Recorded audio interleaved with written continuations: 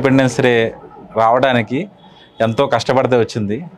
ఈరోజు ప్రపంచం మొత్తంలో India is the safest and democratic country. So as well as ఈ డెమోక్రసీ రావడానికి కోసం చాలా కష్టపడితే వచ్చింది డెమోక్రసీ. సో అండ్ ఆల్సో మన ఇండియా ఇప్పుడు రీసెంట్ టర్మ్స్లో డిజిటల్ ఇన్నోవేషన్లో India is moving forward. So మనం అలా పాజిటివ్గా చేసుకుంటా we should go forward. And మనం చేసే జర్నీలో మనం ఎథికల్గా ఉండాలి, మనం చాలా కరెక్ట్గా ఉండాలి.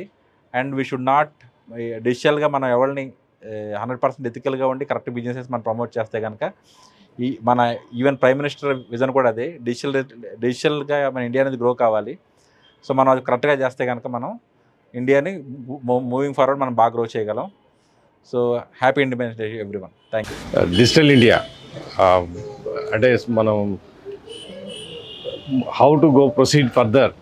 Digitalization and AI is the most happening things in the world, and in that we are grabbing that opportunities in India and we are moving forward.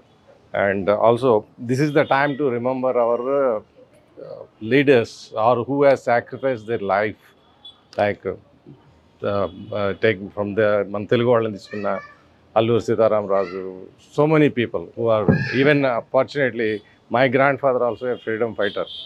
He was jailed for about 30 days in Rajahmundry Central Jail. I am proud sometimes because I don't know him, but I heard that and I have the papers and all.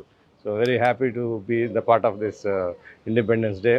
And at least we should be honest and sincere towards our nation and towards our work, so that the dedication will help you to grow further and make the India the best nation in the world. Thank you.